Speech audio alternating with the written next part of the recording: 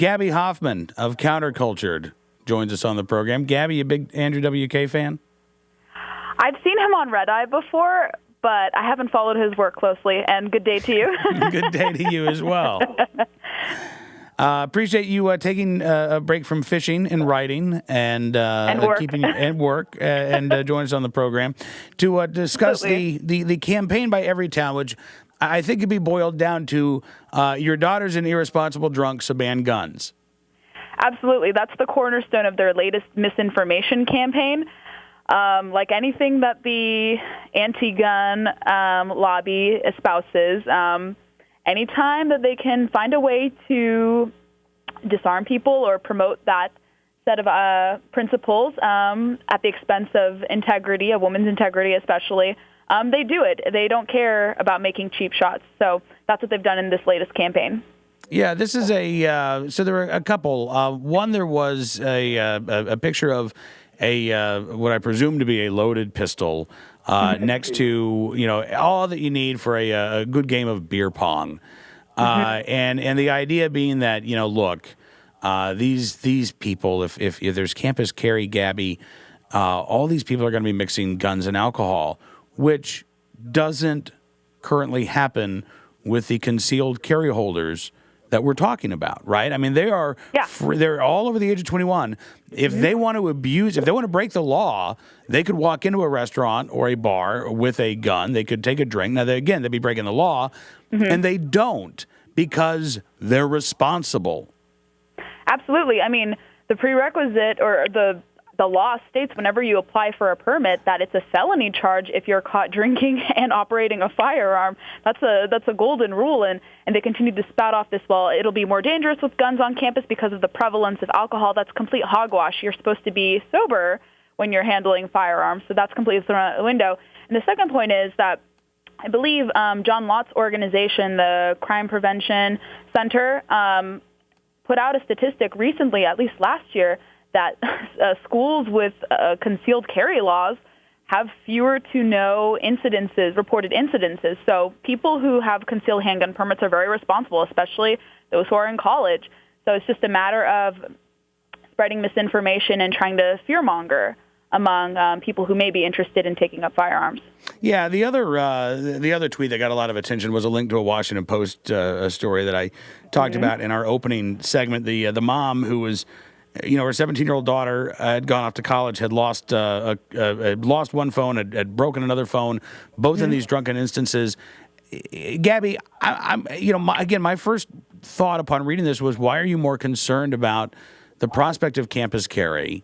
Which, by the way, your daughter's not old enough to get a concealed carry license, but why are you more concerned about that prospect than the fact that your daughter's gone off to college, is apparently drinking a lot, and is acting irresponsibly? Why was the column about campus carry and not about what's going on with her daughter? I mean, I presume she's concerned. I presume that there was some action taken, but it just struck me as a very weird focus as a parent.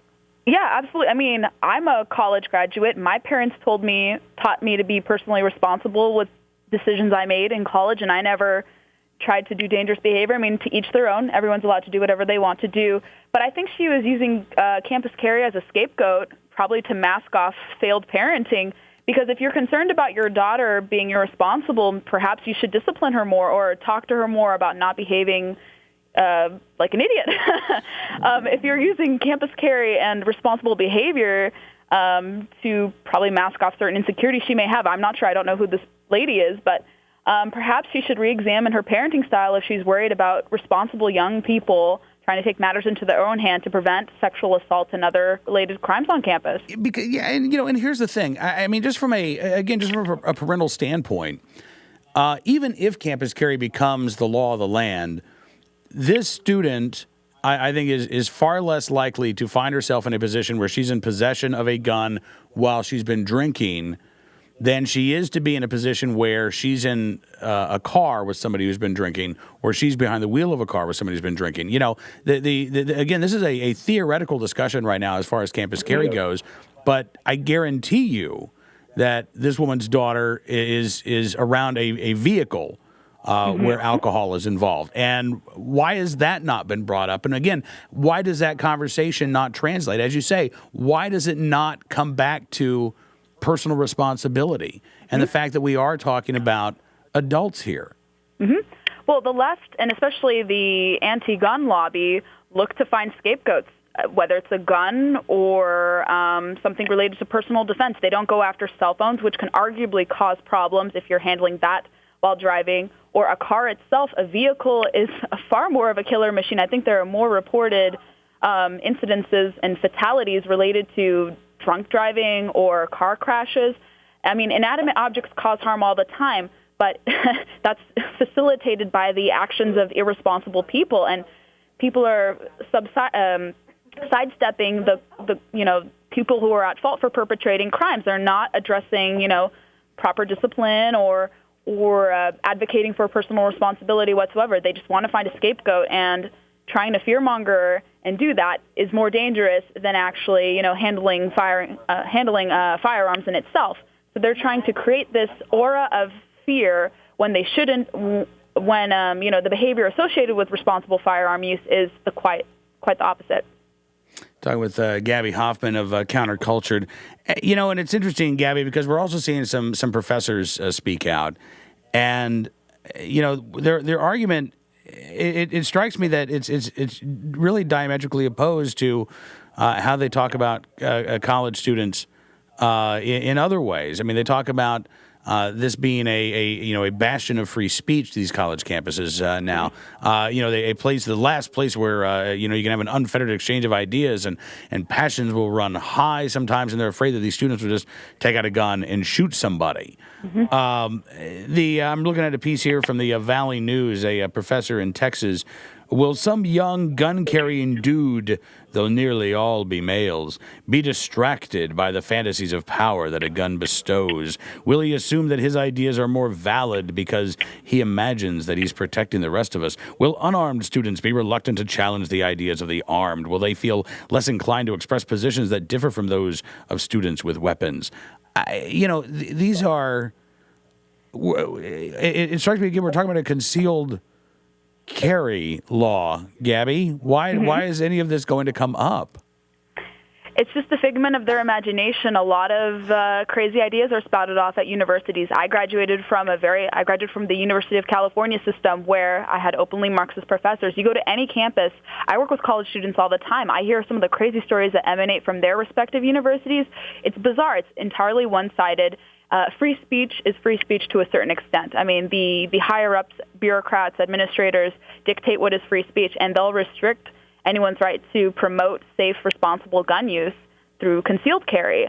And that's what they do. They just have these bizarre perceptions and ideas, and they get to lecture and indoctrinate kids in the classroom. So the unfortunate thing is they try to restrict it, but I think there's a counterculture among students who are belonging to concealed carry groups or gun groups or conservative organizations, libertarian organizations, trying to counter that narrative. So there's a glimmer of hope, but it's difficult when you have professors spouting off on the dangers of someone who's being responsible in personal safety. There was another story in the Chicago Tribune, another commentary piece.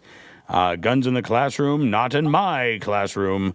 And the professor was talking about, again, a college freshman who he says presumes would be one of these individuals who'd be carrying a firearm, even though I don't know if he's 21, because he apparently is a member of Students for Concealed Carry.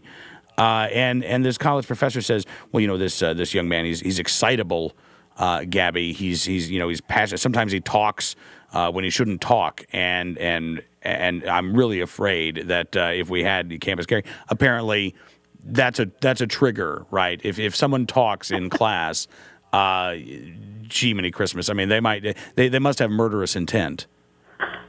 I mean, unfortunately, the young American male is being neutered. I mean, and this is one way to do it by demeaning their capability to assert themselves in a responsible fashion. And it's just bizarre that anything can be perceived as dangerous when they're not being dangerous. Curiosity never killed the cat. So it's just they just come up with all these bizarre thinking, and thoughts. It's just bizarre. It is, and what's strange is that in all of these news reports, on the campus carry debate, because we have so many states around the country, including big states like Texas and Florida, that are taking up the issue. Gabby, none of the news reports ever talk about what has happened in the states that actually allow campus carry. Have you noticed that? Yeah, it's very selective. They like to report on illegal gun crimes or illegal use of firearms rather than actually support or report on the positive, affirming, empowering actual firearm stories of women, defending themselves against attack from domestic abusers, or elderly people who are fending off attack from delinquents or hoodlums that are much younger than them. So they are very selective. It's just an overarching problem with the media to be selective and to pick and choose and spread misinformation about what it is behind firearm use. All right, listen, Gab. Oh, here's the quote I wanted to find here. And this is David McGrath. He's emeritus English professor at the College of DuPage in Florida. And he says, just as college students cannot yet be the teachers, they cannot be a college's security force, and I cannot trust them to carry weapons of individual or mass destruction or have hair trigger power to kill in my classroom or my school. I cannot. Now, first of all, we're not talking about a college security force, and we're really not talking about David McGrath having the authority here, right? I mean, that is in Florida. That's the decision of the state of Florida to decide whether or not somebody gets a concealed carry license. Yeah, like any state here in Virginia, I mean, the local police, your local police, I know when I had to go through the process, I had to go through Fairfax, and it was actually quite easy to get a concealed handgun permit, since obviously I follow the law and I don't have any, criminal history or anything like that. And it's according to a local ordinance. And I mean, that's how it should be. It shouldn't be dictated by a national decree. Or I think the dictates of a professor. Yeah, absolutely. Yeah. Professors shouldn't determine who's mentally healthy or not mentally healthy. They have no jurisdiction over that. Absolutely. And by the way, I mean, if that's the case, then wouldn't you want that person out of your classroom regardless of what the law is? I mean, at that point, you're saying, I expect that this completely irresponsible person is still going to respect the law in regards to carrying a firearm, but not respect the law in regards to using it violently against me. That makes no sense, Gabby. That makes no sense. I agree. I wholeheartedly agree. All right. Well, I think the trouble is we're trying to make sense out of a illogical argument. Gabby, I appreciate you coming on the program. Thank you so much. Absolutely. Always a joy to come on. Thank you for having me. We'll talk to you very soon, and good luck. Hope the fish are biting. Gabby Hoffman from Countercultured.